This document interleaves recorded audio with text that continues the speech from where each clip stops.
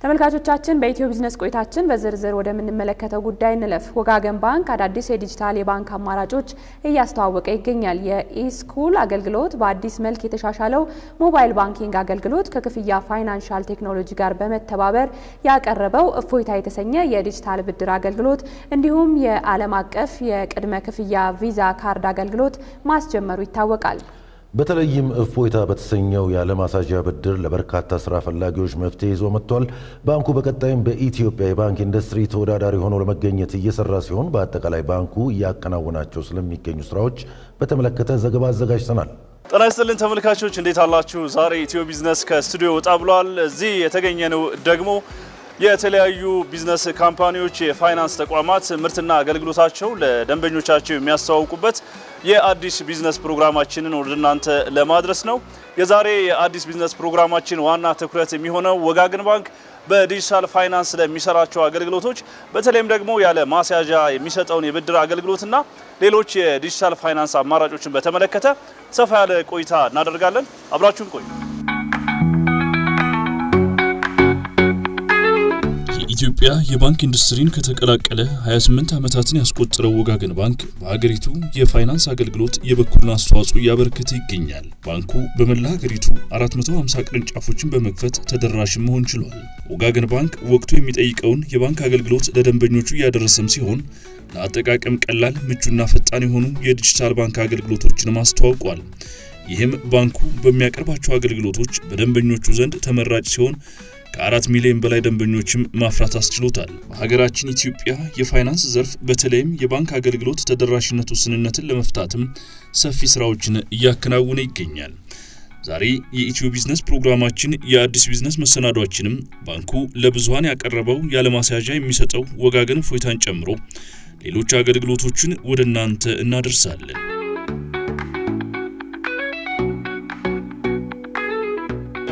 ረሃዋ ዘራ ይባላል። የተሰማራሁት የሴቶች አልባሳት መሸጫ ውስጥ ነው። ስሜ ቤዛዊት ያለው ይባላል። የተሰማራሁት የስራ መስክ በኮስሞቲክስ እና በህፃናት አልባሳት ነው። ስሜ ሙሉመቤት መለሰ ይባላል። ተሰማራሁበት የንግድ ዘርፍ ያያችሁት ነው በልብስ ነው። ወደዚህ ብድር ገባሁት አጋጣሚ ሆኖ ጓደኛዬ ይሄንን ብድር ተጠቃሚ ነበረችና በሷ ምክንያት ሆኖ እሷ ሪኮመንድ አድርጋኝ ሄድኩኝ። ሲሄድ ደግሞ በጣም ቀላል ነበር። ምንም ኮላተራል አላስፈልገኝም። ኢቭን ጊዜም ገደብም አልነበረውም። ጧት ላይ ነበር የጠየቅኩት። በ3 ሰዓታት ውስጥ ክፍያውን ፈጸሙልኝ። ወዲያውኑ ብራችን ይዘን መርካቶ ሄደን ገዝተንበት መጣን። ወጋገን ባንክ ነግሬያለሁኝ በስራ ምክንያት አታቻለኝ። ለምን እንደዚህ አትጠቀምም ሲሉኝ እስከ ስንት ብር ነው ስላቸው እንደዚህ ነው ያደገ ሄዳል እንደዚህ ሲሉኝ በቃ ኮንታክት ጀመርኩኝ። በጣም ከመነግርህ በላይ በጣም ቤተሰብ የሆኑ ልጆች ናቸው። ጥሩ አድቫይስ ያደርጉኛል እንዴት መስራት እንደሚቻል እነሱ ሁሉ ሳፖርት ያደርጉኛል። ገባ ያው ውስጥ ባሉ ባለሙያዎች ነበር የሰማሁት። ከዛ በኋላ እኔ መድሉን ኮንታክት አድርገውኝ ነው የጀመርኩት። ከዛ በኋላ ግን በጣም ተጠቅሜበታለሁ። እኔ ብቻ ሳልሆን በዚህ አካባቢ ያሉ ሴቶች ተጠቅመውበታል። ምክንያቱም ብር በሌለ ሰዓት ያለ ምንም ማሳዣ ስለሆነ ባንኩ ብድሩን አገልግሎቱን እየሰጠ ያለው ስለዚህ ብዙ ሴቶች ተጠቅመውበታል ባይኔ። ወጋገን እፎይታ በአጭር ጊዜ ውስጥ በበርካታ ወጣቶችና ሴቶች አይነተኛ የፋይናንስ አማራጭ ሆኗል። በተለይም መስራት እየቻሉ መንቀሳቀሻ ካፒታል ለሌላቸው የቢዝነስ ሐሳባቸውን ወደ ተግባር እንዲለውጡ አስችሏል። ለአጠቃቀም ቀላልና ምቹ መሆኑ እንዲሁም የባንኩ ቀልጣፋ አገልግሎት ደግሞ በበርካቶች እንዲመረጥ አስችሎታል። የመጀመሪያው 30 ሺህ ነው። ከዛ በየጊዜው በመለስክ ቁጥር እያደገ የሚሄድ ነው። ስለዚህ አሁን እኔ 4ኛ ዙር ላይ ደርሻለሁ። አሁን የ4ኛውን ዙር አልወሰድኩም ግን እስካሁን ድረስ እየተጠቀምኩበት ፕሮሰስ አረጋኝ። ከዛ ሲስተሙ አክቲቭ ሲያረግላቸው ከሰዓት ነው የለቀቁልኝና ምንም አይነት ፕሮሰስ አልነበረው። መንገላታትም አልነበረው። ማስያዣም የለውምና በደንብ ጠቅሞኛል። በሰዓቱ እንዴት ነበር መሰለህ ሁኔታው? የቤት ኪራይ ነበር። እንደገና ደግሞ ሽያጭ የሌለባቸው ወቅቶች አሉ። እንግዲህ የበዓል ጊዜ ጾም ሲሆን ምናምን አለና ያኔ ደግሞ ብር ያነሰብን ጊዜ ነበር። ስለዚህ ልክ ስንሄድ ወዲያው ሲሆንልን አይነት እቃውን አናመጣበትም ብለን አመጣንበት ማለት ነው። ስለዚህ አሪፍ እድል ነው እንደሌላው ወር ምናምን ቆይተን ምናምን አይደለም። ወጋገን ባንክ አዳዲስ የዲጂታል የባንክ አማራጮችን እያስተዋወቀም ይገኛል። የኢስኩል አገልግሎት በአዲስ መልክ የተሻሻለው የሞባይል ባንኪንግ አገልግሎት ከክፍያ ፋይናንሻል ቴክኖሎጂ ጋር በመተባበር ያቀረበው እፎይታ የተሰኘ የዲጂታል ብድር አገልግሎት እንዲሁም የዓለም አቀፍ የቅድመ ክፍያ ቪዛ ካርድ አገልግሎት ማስጀመሩም ይታወቃል። በተለይም እፎይታ የተሰኘው ያለማስያዣ ብድር ለበርካቶች ስራ ፈጣሪ ወጣቶች መፍትሄ ይዞ ስለመምጣቱም ባንኩ ይናገራል። ጥሩ ታዝባችኋል። አንተም እንዳልኩ እፎይታ ላይ ስናየው ማነው ብዙ መስራት የሚፈልጉ እንዳልኩ ዛሬ ለምሳሌ 10,000 ከሆነ አቅሙ እፎይታ 20,000 ቢሰጠው 30,000 ሆነ ማለት አቅሙ የመስራት ፍላጎቱንም በዛው ልክ ነው የምናሰፈው። ሰውን ተደራሽ ማድረግ በጣም በዛው ልክ እናሰፈው።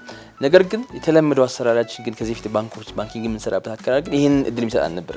ምናልባት ያችን 10,000 ልንለቅም ይችላል ማታ። ነገር ግን ይሄ ሰው አቅሙ የተገደበው በካፒታል ነው እንጂ በእናሰፋው ከዚህ በላይ መስራት ይችላል ብለን አናስብ ነበር።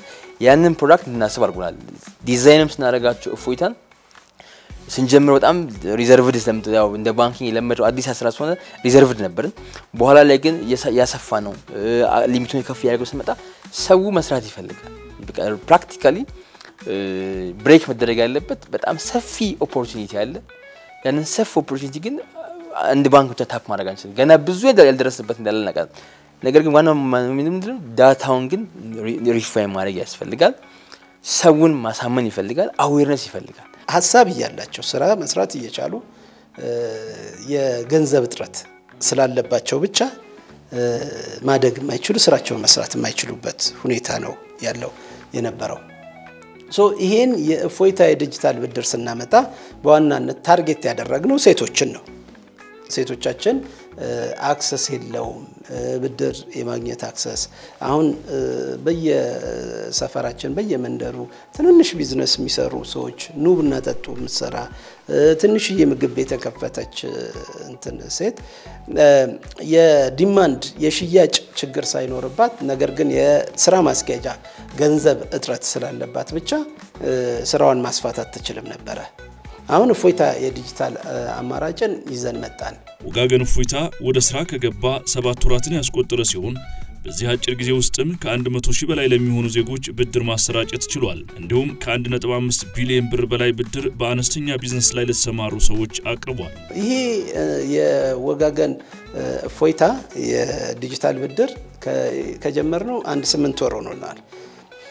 አሁን በዚህ ሰዓት እንትን ስንል ከ100,000 በላይ ብድር የወሰዱ ወጣቶች አሉን። ከ100,000 በላይ አጠቃላይ በዚህ አጭር ጊዜ ውስጥ ከ1.6 ወይንም ከ1.5 ቢሊዮን ብር በላይ ለቀናል። ብዙዎቹ የወሰዱት ሴቶቻችን ናቸው። እነዚህ የነገ የሰርቶ የማደግ ራዕይ ያላቸው ወጣቶች እድሉን አግኝተዋል ማለት ነው። የወሰዱትን ብድር ወቅቱን ጠብቀው ጊዜውን ጠብቀው እየከፈሉ በሄዱ ቁጥር እያደጉ ነው የሚሄዱት። ከአንደኛው ብድር ወደ ሌላኛው ብድር እያደጉ የሚሄዱበት ነው ያለው። ያመጣነው ፕሮዳክቱንም የፋይናንሻል ጋፑን አድሬስ ከማድረግ አንፃር ነው። በጣም ሰፊ የፋይናንስ ዲማንድ አለ። በጣም ሰፊ እና በጣም ብዙ በርከት ያለ የስራ ፈጣሪ ወጣት አለ። ያለው የስራ እድል በጣም አነስተኛ ነው። ስለዚህ ለዛ ሰው የሚያስፈልገው ፋይናንስ የሚያስፈልገው ሐሳብ አለው፣ ጉልበት አለው፣ አቅም አለው፣ ግን ፋይናንስ ያስፈልጋል። ለምሳሌ ማይክሮዎቹ የሚፈልጉት ብድር በጣም ሊሚትድ የሆነ አማውንት ነው። ያንን አማውንት በተለመደው ባንኪንግ አሰራር ብናስቀጥለው አይቻልም። መቶ ብራንች መቶ ፎርማል ዲቴልስ ኢምፖሲብል የሚያደርገው። ስለዚህ የተለየ አፕሮች ያስፈልጋል። የተለየ አፕሮች ደግሞ የሚያስፈልገው ምንድነው? ባሉበት አፕላይ አድርገው we trust their data, we trust their transaction, we trust their historyያቸውን ዳታቸውን ቤዝ አድርገን ነው የምንሰራው። እኔ በጣም ሞቲቭ አድርጎኛል። እንደምንድነው አንድ ጫማ መጣ ሲባል የትም ቦታ አልሮጥም። ቀጥታ እዛ ነው የሚሄደው። አመጣለሁኝ ያው መልሳለሁኝ። ሞቲቭ የሚያደርግህ ምንድነው?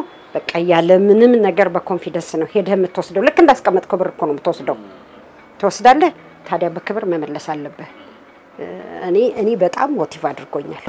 የትኛውም ብራንች ነው። ስለዚህ ሴቶች የትኛውም ንግድ ላይ የተሰማሩ ሴቶች ጉልት ነጋዴዎች ሊሆኑ ይችላሉ፣ የቤት ኪራይ ያነሳቸው ሊሆኑ ይችላሉ። እንደኔ ደግሞ በተለያየ ምክንያት ቢዝነሳቸው ተዳክሞ የነበሩ ሰዎች ያው ይደጉማቸዋልና የዚህን እድል ተጠቃሚ ሆኑ ባይነኝ። ሌላው ወጋገን ባንክ አገልግሎትን በእጅጉ ያሻሽልልኛል ካላቸው ጉዳዮች አንዱ የኤጀንት ወይንም የወኪል ባንክ ተጠቃሽ ነው። የባንክ ቅርንጫፍን ተክተው አገልግሎት የሚሰጡ ሲሆን ይህም የትኛውም የሀገሪቱ አካባቢ ያሉ ዜጎች በማንኛውም ሰዓት አገልግሎት እንዲያገኙ የሚያስችል ነው። ከዚህ በፊት የነበረን ኤጀንሲ ባንክ እንዳሱንም አዲስ ሪኖቬት አድርገን አሁን ላይ አክቲቭ ከሚባሉ ዋሌት ኢንትሮችን በመርጅ በማድረግ ያመጣነው ፕሮዳክት ወጋገን ኢብር ብለናል። እሱ ደግሞ ቤዚካሊ አድሬስ የሚያደርግልን ክፍል ምንድነው? ይሄ ለባንኪንግ አክሰስ ያልነበረውን ፕላስ የኛንም የቅርንጫፍና የአክሰሲቢሊቲ ኔትወርክ የሚያሰፋልን። ምክንያቱም ቅድም እንዳልኩ 450 ብራንች አለን። ነገር ግን በጣም ባጭር ጊዜ ውስጥ እንኳን በሺዎች የሚቆጠሩ ኤጀንቶች አሉ። እነዚህ ኤጀንቶች ማለት ብራንች ማለት ናቸው። ከብራንች አነስ ያለ ሰርቪስ ማለት ብራንች ላይ ስመጣ ብዙ ስራዎች ታገኝ ይችላል። እነዚህ ግን በጣም ቤዚክ የሚባለው የባንኪንግ ሰርቪስ ካሽን ካሽ አውት የተለያዩ ፔመንቶች መፈጸም ትችልበት ፕላትፎርም ነውና ወጋገን ኢብር ደግሞ በቅድቡ ሪሰንትሊ ኢንትሮዲዩስ ያደረግነው ነው። ይሄ ያልተደረሰውን የባንኪንግ ማህበረሰብ እናደርስበት ያልደረስንበትን ቦታ እንደርስበት ነው ብለን እናስበው በፓይለት ደረጃ ያለንበት ፕሮጀክት ነው። ነገር ግን በስፋት የምንሰራበት ወኪሎቻችን ባንኩን ወክለው ስራ የሚሰሩ በየአካባቢው በየገጠሩ ትንሽ የተሻለ በዲጂታሉ ላይ ንቃት ያላቸው ትንንሽ ስራ የሚሰሩ ቢዝነስ የሚሰሩ ወጣቶች የባንኩ ወኪል ሆነው ማህበረሰቡን ማንቃት ስለ ሞባይል ዋሌት ምንድነው እንዴት ነው ሰዎች እንዴት መመዝገብ ይችላሉ የሚለው የሚያነቃ ብዙ ሰዎች እዚህ ፕላትፎርም ላይ እንዲመዘገቡ ሬጂስተር እንዲያደርጉ የሚያደርግ የባንኩ ወኪል ማለት ነው። ይሄ ወኪል ሌላኛው እንግዲህ የሞባይል ዋሌት አንዱ ነን ካሽ ነው አይደለ? ካንተ አካውንት ወደ እኔ አካውንት በቁጥር ነው የምንገበያየው ማለት ነው። ኢንኬዝ ግን ካሽ ሊያስፈልግ ይችላል። ስለዚህ ይሄ ወኪላችን በተለይ ኤጀንቱ በያለበት ቦታ ላይ ካሽን ከከስተመሮች ከደንበኞች ይቀበላል፣ ወደ ዋሌታቸው ማስተላለፍ ይችላል። በኢትዮጵያ የፋይናንስ ዘርፍ እንደ ክፍተት ከሚጠቀሱ ጉዳዮች አንዱ የፋይናንስ ተደራሽነቱ ስንነት ነው። መረጃዎች እንደሚያሳዩትም በኢትዮጵያ የፋይናንስ ተደራሽነት ከ45% ያልበለጠ ነው። አብዛኛው የባንክ አገልግሎት በከተሞች ላይ የተገደበም ነው። ወጋገን ባንክ ይህንን ክፍተት ለመሙላት ያስችለኛል ያለውን አሰራርም እያከናወነ ይገኛል። የትኛውም የሀገሪቱ አካባቢ ያሉ ዜጎች ተጠቃሚ የሚሆኑበት ወጋገን ኢብር የተሰኘ አገልግሎት ማስተዋወቋል። ይህ በዲጂታል የታገዘ አገልግሎት በባንክ ተደራሽ ሳይሆን የቆየውን ሰፊውን የህብረተሰብ ክፍል በቀላሉ የባንክ አገልግሎት ተጠቃሚ ያደረገም ይገኛል። ምንድነው ይሄ ወጋገን ኢብር ይዞት የመጣው በተለይ ከሞባይል መኒ ጋር በተያያዘ ግዴታ ቅርንጫፎቻችን በዛ አካባቢ መገኘት አይጠበቅባቸውም። ሰው የትኛውም የሀገሪቷ ኮርነር ላይ የሚገኝ ማንኛውም ሰው ኮከብ 602 መሰላል ብሎ ቢደውል ከዛ በኋላ የሚጠይቃቸው ጥያቄዎች አሉ። ስምን ይጠይቃል። ቀላል ጥያቄዎች ራስ ምትሞላቸው ልክ እሱን ሞልተ ስጨርስ የወጋገን ኢብር ሞባይል ሰርቪስ ተጠቃሚ ሆንክ ማለት ነው አገልግሎቱን። ስለዚህ ሰዎች ላንተ ገንዘብ ሊልኩልህ ይችላሉ። በዛ እንትን ገንዘብ መቀበል ትችላለህ። ክፍያዎችን ለተለያዩ አካላት መፈጸም ትችላለህ በወጋገን ኢብር። ይህ ማለት የኛ የቅርንጫፍ ተደራሽ መሆን ሳይጠበቅብን ሰዎችን በማስ ማግኘት እንችላለን ማለት ነው። የወጋገን ኢብር ኖርማሊ አንድሮይድ መሆን ወይንም አይኦኤስ መሆን አይጠይቅም። ማንኛውም ስልክ መለስተኛ ስልክን ተጠቅሞ የሞባይል መኒን ተጠቃሚ ያደርጋል። ስለዚህ የባንክ አገልግሎትን በየበሩ 24 ሰዓት 7ቱንም ቀን ሰዎች የሚያገኙበት። ቅርብ ጊዜ ወዲህ በኢትዮጵያ ፋይናንስ ዘርፈ ብዙ ለውጦች እየታዩ ይገኛሉ። የባንኮች ዝቅተኛ የመመስረቻ ካፒታል ማደግ፣ የውጭ ባንኮች ወደ ኢትዮጵያ እንዲገቡ መወሰኑ፣ የብድር ስርጭት ገደብና ሌሎችም ተጠቃሾች ናቸው። ከዚህ አኳያ የኢትዮጵያ ባንኮች በቴክኖሎጂ በብቁ የሰው ኃይልና በልዩ ልዩ የባንክ መሰረተ ልማቶች ራሳቸውን ማዘጋጀት እንዳለባቸው ይነሳል። ወጋገን ባንክ በቀጣይ የተሻለ ተወዳዳሪ ባንክ ለመሆን የሚያስችሉትን ስትራቴጂ ቀርጾ እየሰራ ስለመሆኑ አስታውቋል። የባንኩን ሞስት ሰርቪስ ወደ ቴክኖሎጂ ያምጣት ስራ ሰፋፊ ስራዎች ሰርተናል ባለፉት ጥቂት አመታት።